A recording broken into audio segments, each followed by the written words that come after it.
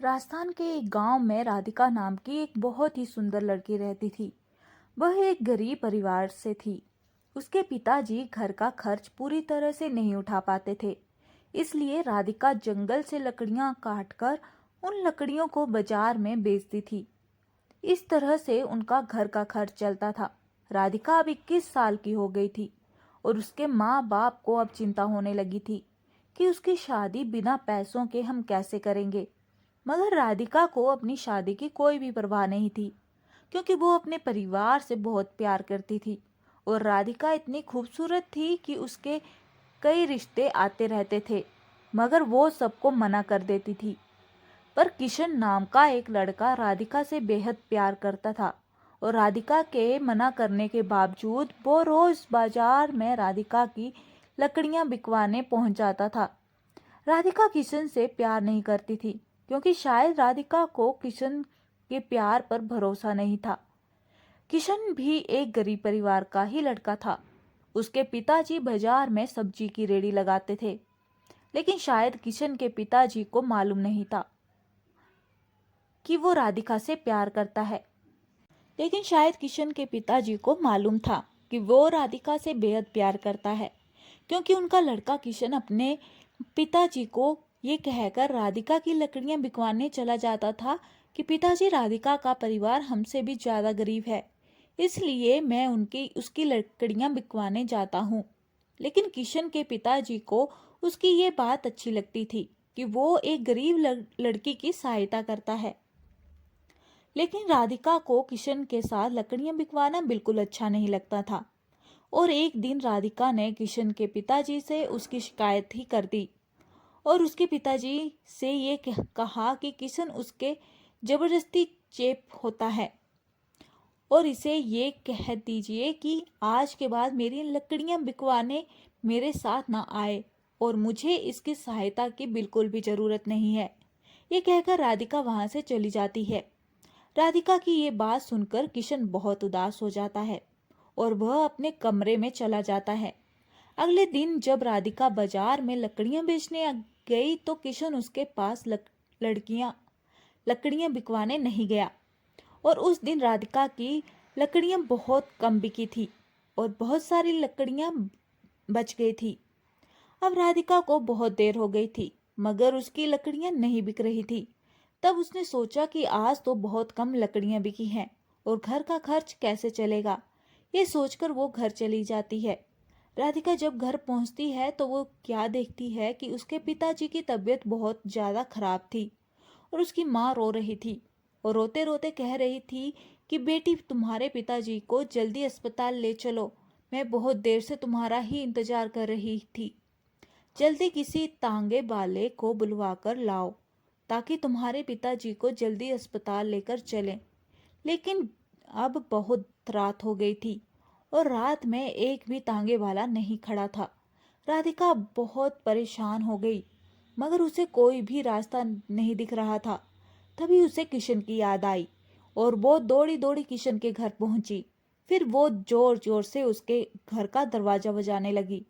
तब किशन घर का दरवाजा खोलता है तो किशन राधिका को अचानक इतनी रात को देखकर चौंक जाता है और राधिका से पूछता है कि क्या हुआ, इतनी रात को तुम यहाँ कैसे? घर पर सब ठीक तो है ना?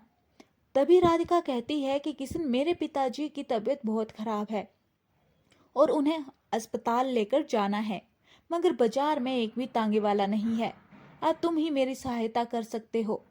तभी किशन चुपचाप अपने पिताजी की सब्जी की रेडी निकाल लेता है और रेडी के साथ अपने एक दोस्त को भी राधिका के पिताजी की सहायता के लिए बुला लेता है और जल्दी से राधिका के पिताजी को किशन और उसका दोस्त रेडी पर लेटाकर जल्दी से अस्पताल ले जाते हैं और अस्पताल ले जाकर जल्दी से उनका इलाज करवाते हैं। 1-2 घंटे में राधिका के पिताजी का इलाज हो गया और डॉक्टर ने कहा कि अब ये ठीक है, बस कुछ दवाइयां मैं लिख दी हैं, बगल के कमरे में से ले जाना और ये दवाइयां अब इन्हें जीवन भर खानी होंगी। तभी किशन कहता है कि राधिका, तुम पिताजी से मिलो, मैं दवाई लेकर आता हूँ। राधिका अपने पिताजी से मिलने उनके कमरे में जाती है। तब उसके पिताजी बिल्कुल ठीक हो गए थे। तब वो राधिका से कहते हैं कि बेटी तुम किशन से कितना चिढ़ती हो, फिर भी वो हमेशा तुम्हारी सहायता करता रहता है। तभी किशन का दोस्त भी बोलता है कि राधिका किशन ही हम सबको ये कहता है कि तुम सब राधिका से ही लकड़ियां खरीदा करो ताकि तुम्हारी सहायता हो सके। और राधिका, मैं तुम्हें ये भी बताना चाहता हूँ कि किशन बहुत ही अच्छा लड़का है और तुम हो कि किशन के घर पर जाकर उसकी बेइज्जती कर दी। तब राधिका को विश्वास हो जाता है कि किशन बहुत ही अच्छा लड़का है। इतने में ही किशन दवाई लेकर आ जाता है और राधिका से कहता है कि मैंने तुम्हारे पिताजी की सभी दवाइयां ले ली हैं और डॉक्टर ने भी छुट्टी दे दी है। चलो अब घर चलते हैं। अब सुबह के 6 बज चुके थे। हॉस्पिटल के बाहर ही तांगे वाला खड़ा हुआ था। किशन ने अपने दोस्त से कहा कि तुम रेहड़ी लेकर घर पहुंचा देना। मैं तांगे से राधिका के पिताजी को घर छोड़कर आता हूँ। राधिका किशन से बहुत खुश थी कि किशन मेरी कितनी सहायता करता रहता है। इतने में वो सभी घर पहुंच जाते हैं और किशन तांगे वाले को किराया देकर पिताजी को घर छोड़ देता है। तभी किशन जाने लगता है तो राधिका उसे बाहर रोककर उसका हाथ पकड़कर उससे माफी मांगती है और ये कहती है कि किशन कल से तुम मेरी लकड़ियां बिकवाने आ जाना, क्योंकि अब तुम्हारे बिना मेरी लकड़ियां बेचने का बिल्कुल भी मन नहीं करता। और हाँ, क्या शादी के बाद भी तुम मुझे बाजार में लकड़ियां बेचने भेजोगे? राधिका की ये बात सुनकर किशन बहुत खुश हो जाता है और कहता है कि राधिका तुम्हें मुझसे प्यार हो गया है। ये कहीं मैं सपना तो नहीं देख रहा, मगर ये हुआ कैसे? तब राधिका कहती है, किशन तुमने मेरा दिल जीत लिया।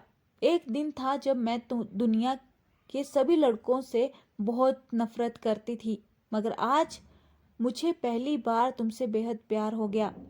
तब किशन कहता है, राधिका आज मैं भी बहुत खुश हूँ कि आज मुझे मेरा प्यार मिल गया और मैं तुमसे वादा करता हूँ कि मैं तुम्हारे साथ साथ तुम्हारे परिवार का भी ख्याल रखूंगा। दोस्तों, राधिका को अपने परिवार से बहुत प्यार था, इसलिए उसको ऐसा जीवन साथी मिला जो उसके साथ साथ उसके परिवार का भी ख्याल रखेगा। तो ये थी राधिका और किशन की प्रेम कहानी। दोस्तों, गांव की एक लड़की एक दर्द भरी कहानी सुनने के लिए आपका बहुत बहुत धन्यवाद। आपको ये कहानी कैसी लगी, ये कमेंट बॉक्स में अपनी राय जरूर बताइएगा और अच्छी लगी हो तो ज़्यादा से ज़्यादा शेयर और लाइक कीजिएगा। और अगर चैनल पे नए हैं और इस तरह की कहानियाँ सुनना चाहते हैं तो प्लीज़ चैनल को सब्सक्राइब जरूर करें। मिलते हैं किसी और वीडियो के साथ, तब तक के लिए धन्यवाद।